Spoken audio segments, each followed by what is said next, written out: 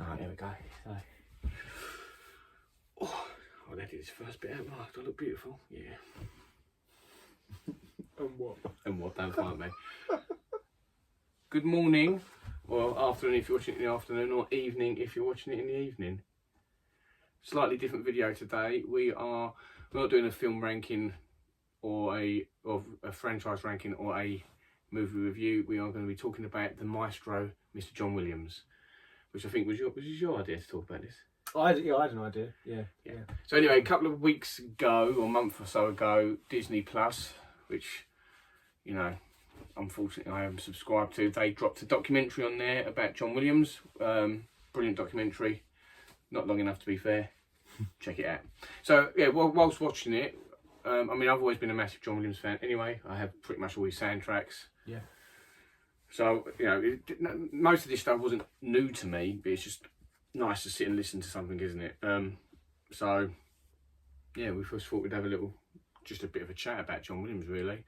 Stick around to the end of the video because I'm going to give you a hot take. I thought I'm going to start doing a hot take at the end of the video now. Do you know what a hot take is? No. Oh, okay, so I'll tell you. So a hot take is like, so generally Empire Strikes Back is generally known as like the best Star Wars film, yeah? Because it is. Okay, and a hot take would be, I think Phantom Menace is the best Star Wars film. I like it. I don't believe that. You know my favourite, but that is what a hot take is. So a hot take is when you generally believe what you like, but it's completely different to. Yeah, you try and put a curveball in there. A bit like saying my favourite Batman is George Clooney. That'd be a hot take. Okay. So I'm gonna start throwing a hot take in at the end of each video now, just to see if people get to the end of the video and see if they agree, and it sparks a bit of controversy. I like my hot take I'm going to put at the end, it's got nothing to do with John Williams or music in general. Alright. So it could be anything. Alright. It could be anything. It doesn't have to be anything. So if you think of a hot take you want to throw at the end of this video, think of one. Okay. I'd think. But you know, don't worry about it if you don't. So yeah, so this is a little bit of an unplanned, unscripted. Well, not it is planned. This is a bit of an unscripted, Off the cuff. off the cusp. There's no ranking. I haven't compiled my top 10 favourite John Williams soundtracks. I think I'd very much struggle. I struggle. Yeah. So to start, my question would be: when I say John Williams to you, what does it mean to you? Ooh. Moments. I think. Moments. Yeah. And I think that's why I couldn't do a ranking, because music in general, but we'll just keep it to John Williams. I think it all depends in when you're listening to it. For instance, one of my favourite John Williams scores that people don't tend to talk about, but it's one of mine, but I will only listen to it at a certain time of year, is Home Alone. That is a phenomenal soundtrack, Home Alone. Yeah. Home Alone 1 and 2, they're both great sound scores. They've got some great like music and songs and stuff throughout them films. I ain't gonna bang that on in the middle of summer. No. But it'll go on as of tomorrow, maybe. I'll start listening to it a little bit on and off in my car driving to and from work if the thing starts. Yeah, I'm in some trouble with that. So I think music always comes down to like the Jaws theme. The Jaws soundtrack is a phenomenal soundtrack, but it's one of them ones that you don't sort of necessarily put on in the background to chill out to. Maybe you do, I don't know. Put it on if I'm in the bath. Not me. You wouldn't do it in the shower. Not even have a shower. Yeah, not even a shower. Yeah. But so that's so John Williams. Yeah, it comes down to moments, emotion. Yeah, I think again, John Williams music in general, but I think John Williams music with films can make you feel everything, every emotion going. Happy, sad, scared, emotional. And I think, it's funny because you say these films, like, as much as like they're almost his films, they're not. He's just done the music for them. But I think they go very much hand in hand. Yeah. Because I wouldn't necessarily say, let's face it, he's mostly worked with Spielberg. I think like mainstream films that you would associate John Williams is Spielberg, isn't it? Yeah. I mean, if you watch that documentary, you realise how much other stuff he has done. In TV. Even in TV. Yeah, if we're sort of just talking, I think mainly, if you ask someone to pick, I don't know, film soundtracks in general, I think you'd find over half of their selection would probably be, even if they didn't know, would be a John it Williams would score. contain at least a John Williams So, easily. I mean, there's other great music composers and scorers out there. Maybe we'll do a video on them if people would be interested. But I mean, I think it's because he's been around for so long. You know, I don't think you realise Yeah. how long he has been around, and it's not as a composer. You know, but he was doing stuff even in his younger days yeah. on films. Just not obviously his main name was. Attached. Well, no, he'd be like the pianist on. Yeah, exactly. Piece, or Yeah. he'll- And then he worked his way through it. So Yeah. you know, again, it's all that all goes over it in the documentary. But I think, yeah, he's just. And you he's got think such a way of if I said to you, making music. if I said to you now, name a film with John Williams, what would you go to straight away? E.T. You go E.T. I E.T. think a lot of people would say Star Wars, wouldn't they? Yeah. I mean, for me, I mean, that's just me though. But I mean, yeah, I would say like the general masses. Well, yeah. Well, if you know of John Williams, or if you just ask a random stranger, they will know. But if you asked, yeah, someone who knows, you know, their films and their film scores, yeah, name a John Williams soundtrack. Yeah, I would say Star Wars would mostly be everyone's, but for me, I would say E.T. Jurassic Park. I think Jurassic Park. Yeah. There's just too many. There's definitely that thing. There's too many good ones. It's when you're a kid, like, so I was born in '84, so I grew up watching films, sort of like I watched Jaws and stuff like that. But I grew up watching films all in the '80s and stuff. So when I was like watching films, like when I was like 5 or 6, I was like it's early '90s. So we had this back catalogue of all these awesome films, and we always grew up watching Star Wars, Indiana Jones, E.T., stuff like that. And you just take it for granted that these films are just there and you're just watching them. Yeah. And then when I got to a certain age, it was probably the prequel, so it's probably like '99 when the Phantom Menace come out, and obviously it was like a massive deal because obviously Star Wars had finished in like '83. Is that Return of the Jedi? So It was new music, wasn't it? So it was getting a new music, new style, and obviously Duel of Fates just blew up. Like it just like went mad, and rightly so.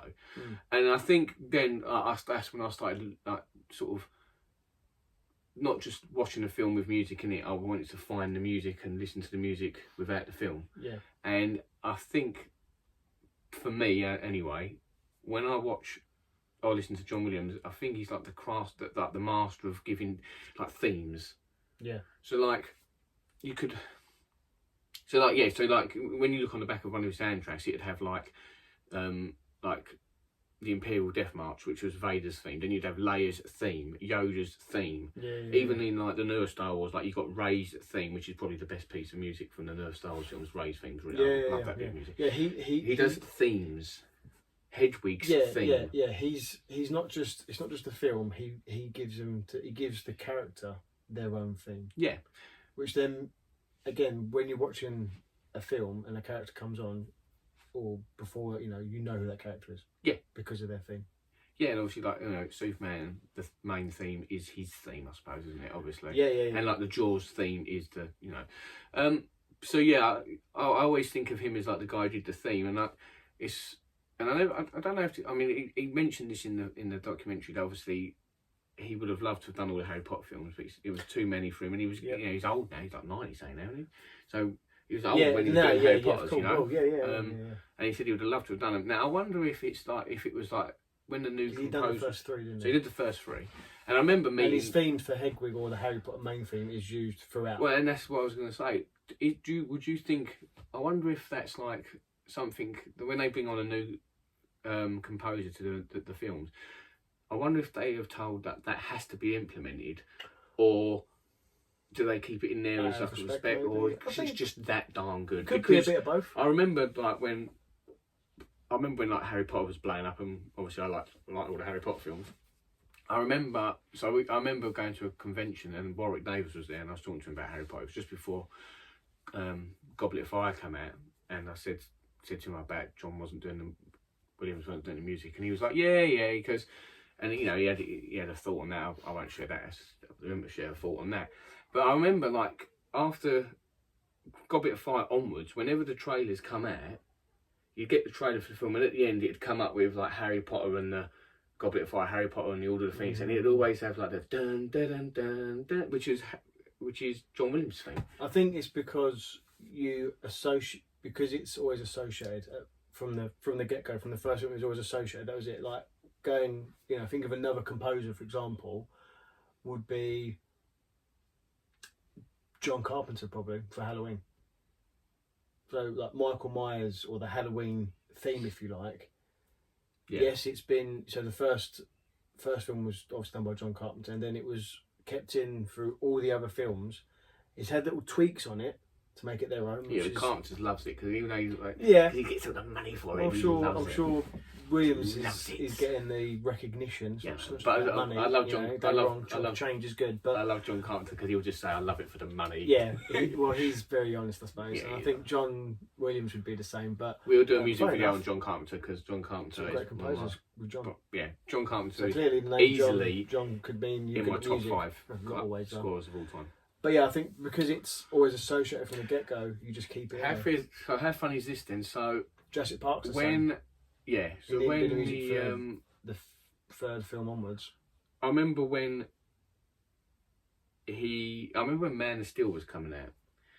Henry Cavill one. Yeah, I remember that was coming out, and I was quite curious with watching it. I mean, obviously Chris Reeves is Superman. Obviously, he's done 2 great films and 2 not great films, but they still Chris Reeves Superman. He's still cool. He's still Chris Reeves. We're gonna say that. Then they did Superman Returns, which had the Superman theme. Yeah, John Ottman done that. Yeah, and it had the Superman theme, and so it was familiar. New score familiar. Then I remember when they were saying it came that the Man of Steel was coming out, and I like Hans Zimmer, by the way. I think he's good, and I've been lucky enough to see him live as well. Yeah, Hans Zimmer's a good one. I remember when the film came out, and I was wondering, because obviously it was a lot darker and all this sort of stuff. I thought, I wonder if they're going to use the John Williams score for this film. Then I heard that Hans Zimmer was doing it. I was thinking, I wonder if he'll sort of pepper it in. And then the trailer come out, and it was nothing to be seen. I was like, and then the film come out, and I'll be honest with you, it's not my favourite film of all time. I'm not a massive fan of it. It's grown on me a little bit over the years, but every time I watch it over, I find there's things I like about it more and things I don't like about it more. So it just stays at this, whatever, I don't care. Yeah, it's an average level. But I tell you what, even though I'm not particularly a fan, I like the score. It's not the sort of Superman score I'd want to listen to. It's not the Superman score I want, but I will listen to that score. Yeah. I'd rather listen to the score than watch the film. Right, I think it's a really good. I get that. Yeah. It's a very, very good score. Yeah.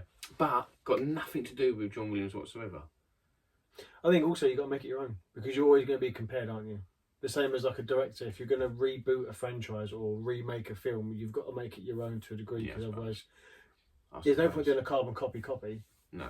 Because it just, what's the point? You might as well just watch the original. So what was, going back to Williams, what was your last Williams soundtrack you listened to? Well, funny enough, I listened to it at work this week. So we listened to Jurassic Park, just because I think it's a bit more of a well-known film. Everyone likes it. And another one was, I would say, it's quite an underrated soundtrack, was from Hook. Yeah, I like Hook. Which I really like. I like the Hook soundtrack. I think it's really good. I like listening to, when I listen to, especially Williams now, when you listen to him, you sort of get him in eras. So like, when you listen to, sorry if you can hear my next neighbour screaming away, by the way. He's loud, he's very loud. When you get, like, if you listen to Hook come out in 91. Can you hear him? It's madness. That kid's crazy. When you listen to Hook come out in 91, and then it was only 10 years, which is not a long time in film, by the way. No. You get, you get Hook, you get Home Alone next to each other, and then back like in 2001, you get the first Harry Potter film come out. You can hear you can hear the journey. Ties almost, isn't there? Yeah, and it all just ties into one. I like that. I like listening. Like sometimes I'll be I've got like loads of all the John Williams stuff on my phone, and I'll just hit John Williams random. Yeah. And it'll like 9 times out of 10, I'm like straight onto the film. But every now and again, you're like, that could be from that film. Yeah. That could be from that film. Yeah. That could have worked here. That could have worked there. I get that. It's like films like I'm not like a big war film. I don't really watch war films or westerns. So things like Saving Private Ryan and stuff like that, they're not sort of films I gravitate to watch. Your, Schindler's List. I think it's a mood you've got to be in to watch them. But like, I listen to them sort of scores, like they're so like I've watched Saving Private Ryan once, I think, maybe twice, back in the day. I've never really had the desire to go back and watch that film, but so I wouldn't even say I knew the soundtrack that well. But when you hear that score, you automatically know what it is. It's a bit like certain genre of films have that, like the Captain America: First Avenger, which is not conducted by John Williams. I think who's the guy who did Back to the Future? It's him, Alan Silverstone. Anyway, Silvestri. Anyway, going off. But like when you hear like them, that type of music, it's like, oh, that's very sort of military sounding. John Williams is very good at like tapping into the theme of. Yeah. He can do like a theme of the film, and the theme of a character, but in the same. I don't know anything about music either, by the way. Idea. I don't know. I'm not. I mean, I'm teaching. If you can see that, I'm half teaching myself to play the piano keyboard. Maybe you should ask John to teach him. Maybe I'll phone John up and see if he'll give me some pointers. I don't know anything about music. I don't know how it's written. I can tell you, if he was a music teacher and I had that in school, I'd have probably gone into music. Yeah, because music in school was boring. Yeah, the thing is, there's certain people that you can just listen to talk, and like John Williams is in that documentary. Whenever you see John Williams and Spielberg on the screen together at the same time, it's just like melts my heart. It's like watching like two granddads having like I know. It's just I could just see. I don't even want to talk. I don't even want to talk with them. Two very good old friends making magic. So what we're saying there is, because how long we've been going for? Oh, we've only been going just under 20 minutes. I would say we've got to try and think of, should we try and do a top 10 between us, or should we just do a top 5 each? Or should we do a top 5 each and then try and work a top 10? I think... would you say, let's do it this way then. So for me, it'd be very difficult to pick between, like Indiana Jones. For me, Indiana Jones, would you say Indiana Jones, or would you say like Razor? As in each or would you say just the franchise? Because I would say franchise. I think if you're going to go top 10, you've got to do franchise. I think each film. I think if you go to the top 5, you can do franchise. I think if you do franchise, some franchises work different than others. So I'd say like Indiana Jones franchise, especially the first 3 films. Okay, I'm not only knocking films, I'm bashing films. Yep. But like the first 3 films, I'd say like Indiana Jones. But then, like when you look at Star Wars, you've got a prequel. I think they work in 3 different ways. Yeah. Because for me, my love of music, without watching films, I think started with the prequel trilogy of Star Wars. All right. Do you know what I mean? Like I loved. When I was a young kid, I watched the original trilogy over and over and over and over and over. Yeah. And I just accepted it because it was on TV every year, or that was the videos we had and all that stuff. And I just watched them, and it was just, that's what it was. And then when you start anticipating for films to come out, you start reading about them. This is before the internet as well, so you get magazines and stuff and talk to people at school. We actually talk to people, not just, analog. Yeah, analog. Yeah, not texting, all that stuff. And, you had to, and there was you went out and found, you had to go out and find information. Or you'd get it from radios or TV interviews at the time. You'd get very small clippets. You wouldn't necessarily now get the full spectrum of it all online as you do now. Yeah, exactly. You know what I mean? You've got snippets that piece it together. That's where my my passion... Yeah. I wouldn't say understanding, because I don't know. I like what I like. Yeah. And then when you get, I was at that age, that young teenage age, I'm like, I didn't realise he'd done the music to E.T. I didn't realise he did the music to... That's a quick question then. What piece of music did you like for ages, and all of a sudden after so many years you found out it was John Williams? Could be anything. I've got one myself, which is so random. Okay, I don't can't think of nothing off the top of my head. I'd tell you something that blew my socks off is when I found out that John Williams' son was the singer for Toto. You know the song Africa. No way. Yeah. I think it's on. I found that before the documentary. It was on like a video, and it was just like things you did not know, and it come up with like, oh, John Williams done the music. Oh, yeah, I knew that. Oh, John Williams' son done the music. Yeah, he's the lead singer of. That's actually blown my mind. I know it's weird, isn't it? It's just like So random. why? Why would that be a thing? Like, all right, cool. I guess it's messed up. A bit of music that I've listened to loads and loads and didn't know it was John Williams. But when you found out, it was like, I'm 40 now, and I started getting into it when I was like probably 12, 13. So probably everything at that age when I was 12, 13, I couldn't believe John Williams did. But not now. yeah. Trying to think.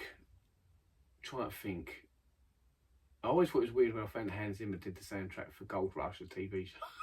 That was weird. He told us that live in a concert. I can't think. Oh, what was yours? So I've not. Do you know what it might have been? I'm gonna. Oh, sorry to cut. I reckon on a limb, I'll probably turn around and say I was shocked that I found out he did Home Alone. Okay, no, that's fair enough. I think I was shocked because I'm not a Christmassy person. I don't get too excited about Christmas. Sorry.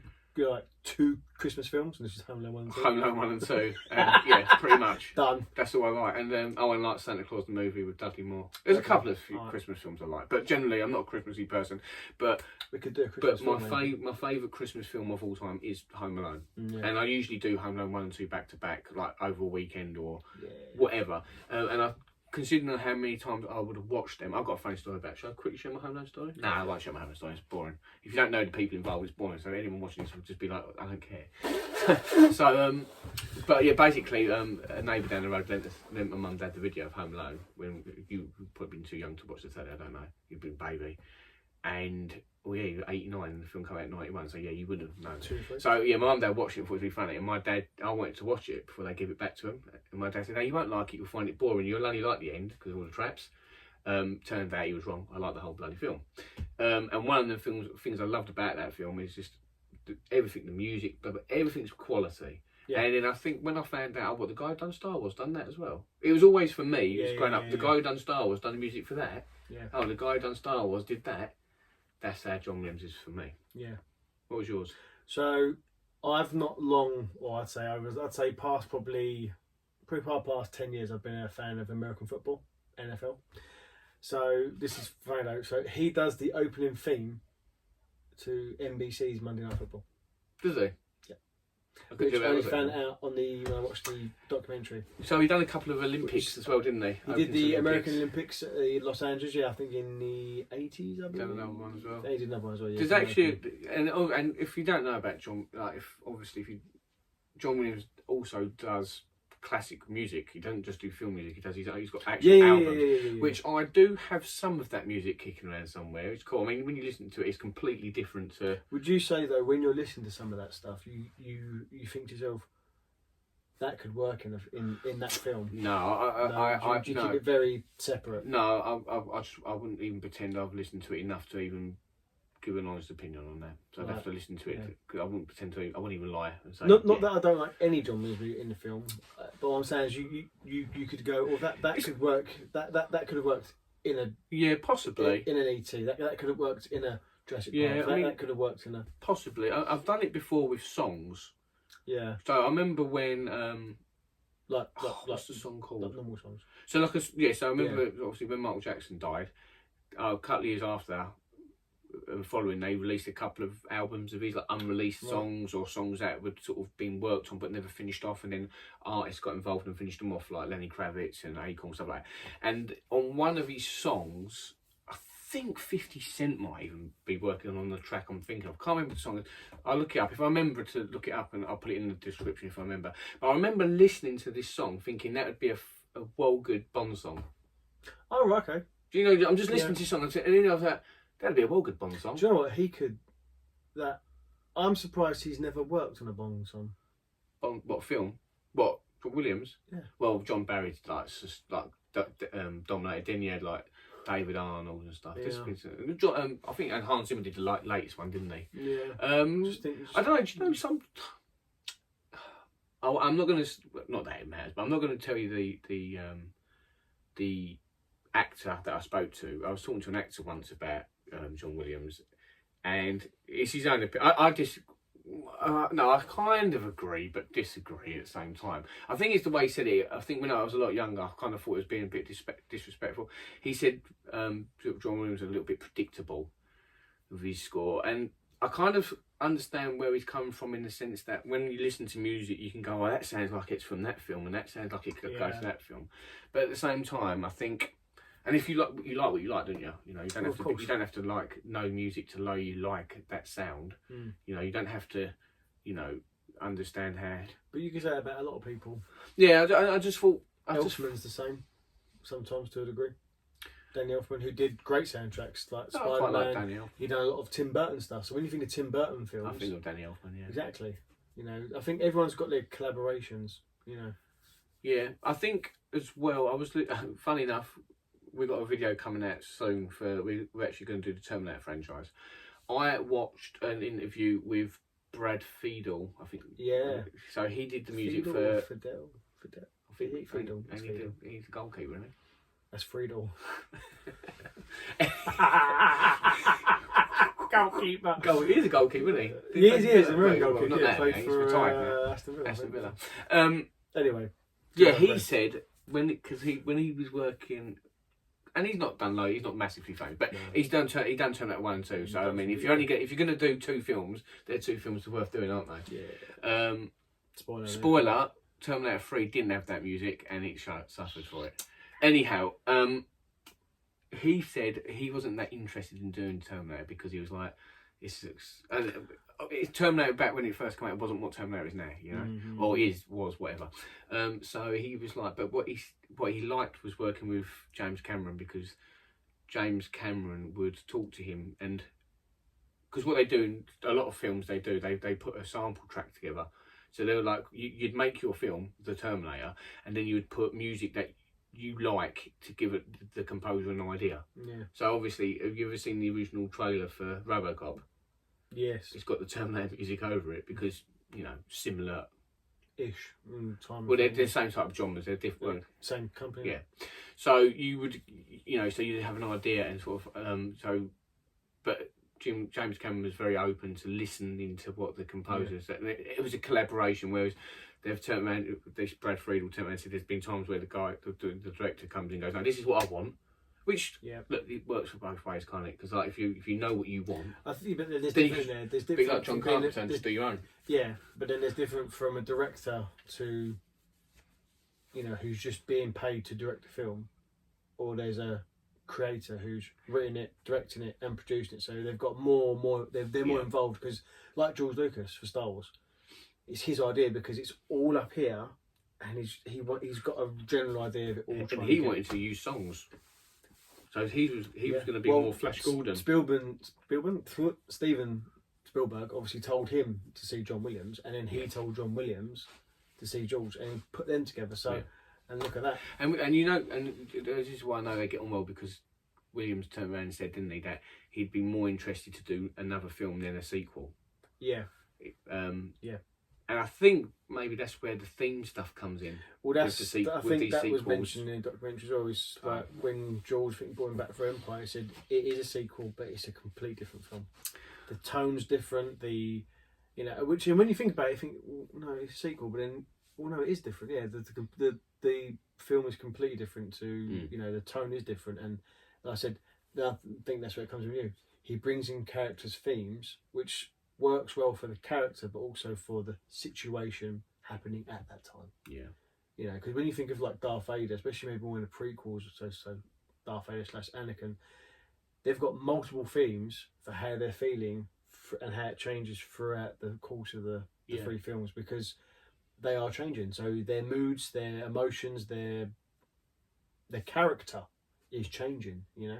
And I think that's, again, so many questions you could ask him if I ever got a chance to sit down and have a conversation. He likes golf, mate, so if you took up golf, mate. I can't stand golf, sorry. No, golf. But maybe I'd learn just for him then.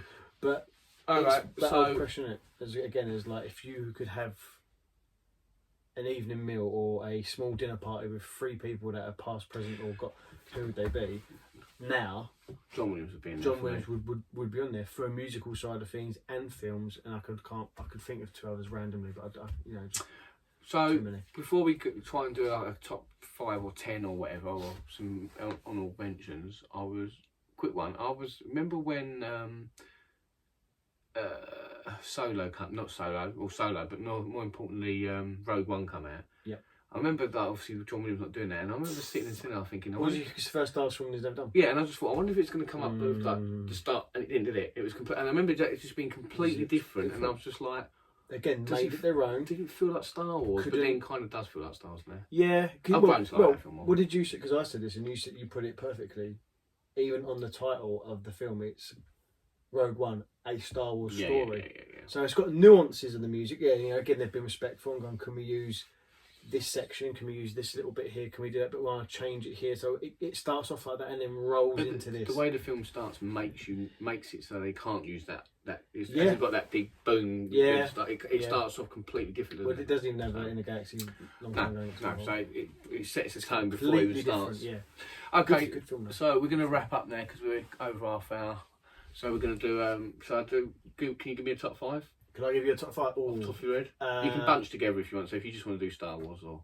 What, as in what like 5 to 1, as in like slightly like 8 to my top? Well, give us 5 off the top of your head that you like, and then try and put them into some sort of order. So just speedball them off. E.T. Yeah. Jurassic Park, Superman. That's probably going to be number 1 to be honest. Superman, I just think it's brilliant. What's that? 3 there. Star Wars, Indiana Jones. So like your big hitters, isn't they? Big hitters. Mm. But I'd probably put again honourable mention, Hook. I think it's great. Again, I think it depends on how I'm feeling at the time. But if I'm just going to go with the big No, you hit, mentioned Harry Potter. I know. No, no. Yeah. Off the top of my head, I'd go. No order. I'd just go. You didn't mention Home Alone. Sorry. I didn't mention Home Alone either. No, I'll mention Home Alone because I've already said to me it's probably like the most. That one gets me quite emotional as well. That's I'd go fine. Home Alone, Star Wars, Indiana Jones, Harry Potter. Oh, Superman's fucking really good as well, isn't it? For me, Hook. it's I like Hook. Jurassic Park. I didn't mention Jurassic Park. Close Encounters. Close Encounters. Again, I've only ever seen that film once or twice, and not a film that I would probably gravitate towards more. But that theme of I Close do think, Encounters is yeah, good.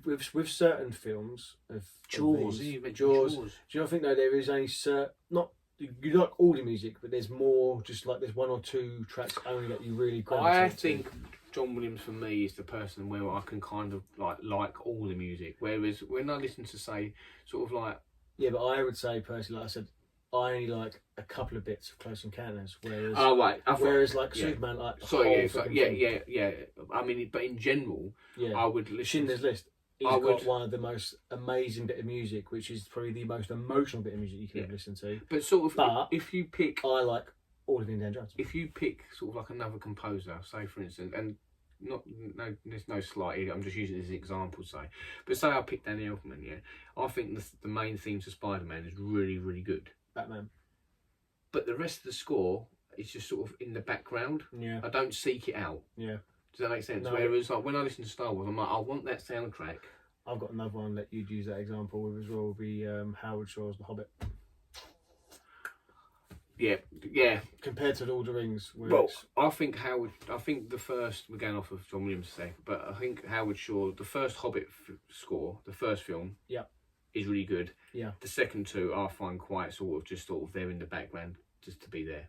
yeah. A bit like a TV score, saying, like when you listen to like I don't know, if you watch like Supernatural or Smallville or TV shows, there's sort of, and I'm again don't know nothing about music, so sorry if I'm getting this completely wrong, and I'm not shitting over someone's profession here. Well, I am shitting over it, but not arrogantly. It kind of feels a bit like stock music. Yeah. And it's Yeah. it can just fit, but copy paste sort of thing. Because it's like, Which I'm sure that is not the case, because it's but- potentially because it's owned by the studio. Yeah, which again is an arrogant way of me Yeah, basically yeah, saying I have yeah. no idea what I'm talking about. No, no. That's just I a think, feeling. yeah. All this video is How about a about feeling. an uneducated guest? Then there you go. That's Well, what a it is. massively uneducated. Yeah. But yeah, so for me, so let's try and get a top 10 going here. So we're definitely going to be putting Superman in, because we said that, haven't we? That for me is my number one. Right, I so think. we're just going to do a 10. Yeah, then. alright, 10. So Yeah, Superman, because I haven't written nothing down, and I won't remember. We could both said Star Wars, and we both said Indiana Jones. Yeah, E.T. I think it's got to be up. E.T. I didn't say E.T., but E.T. is definitely going to go in there. Potter. I'm putting Potter in. Yeah, Yeah. Potter's great. Home Alone. Oh, without doubt. Hook. Yeah. Just Pot. Jurassic Park. Jaws. You want to put Jaws in? No, I do like Jaws, and again, Take away the it's main funny thing. because and that's the thing. That's the but thing. Yes, thing. As soon as you say the film Jaws, I'm like, yeah, but if you take that away, it's a good thing. All there. that, the stuff all on the boat stuff's brilliant. Like, because it does. Again, I can So imagine it's got, what like a it's small got like a swashbuckling. swashbuckling to it. It's got a small little island town, which gives me that feeling that it's a town. The warm and fuzzies. Well, so, yeah, everyone knows each other. You know. Yeah. You don't get that in England. We probably do in like the countryside, but like here where we live is quite a big town. No, I don't know it. I'll bring like 3 people in my I don't town. even know my next neighbours that well. That's the thing. But in America, it's in towns where everyone knows everyone. You know, and that's the small little community that they are. So what's that? That was what, There's 8? 9, I That's think. 9. We need one more.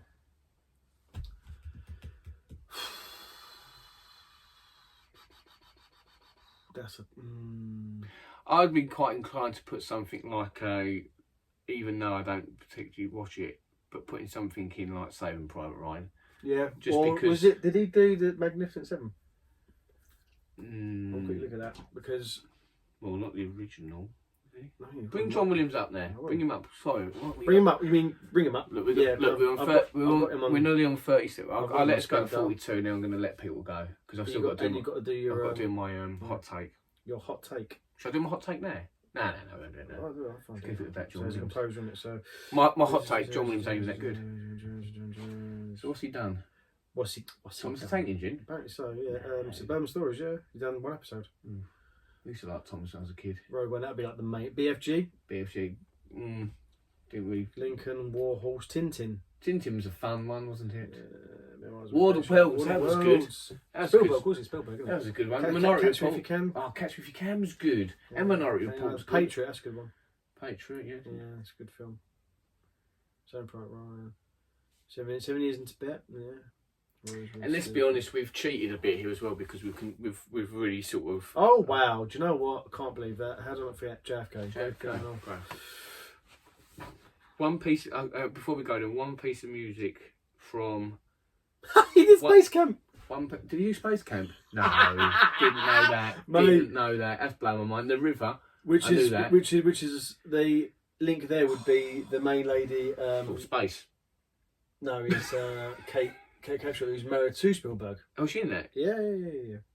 Yeah. Is she in that? Yeah, she is. Yeah, she played Willie in Temple of Doom. That's Anyway, right. right. So I'm going to say to you now, you need to pick your best piece of music from Star Wars. What do you go with? Because Star Wars is Star Wars.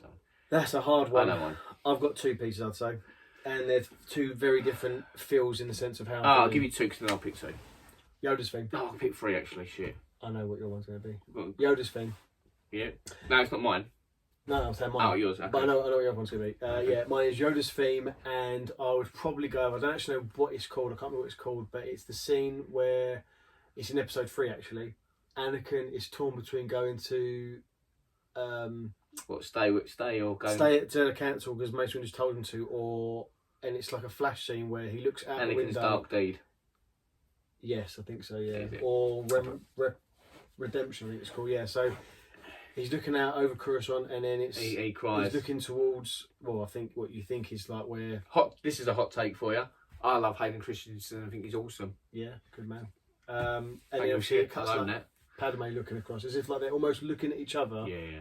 But then like, yeah, so then them 2 pieces. Ooh. Two pieces. So I know one he was. I bet I got can it, guess got it. it, got it. Yoda and the Younglings. Yeah, it's cool. Oh, well, a snippet of that music is in. It is Yoda's It's thing. the Yeah. Force, the Yeah. Force thing. Oh, okay. The Force thing, Yeah, and yeah. that is probably Yeah. links into Oh, that. I know.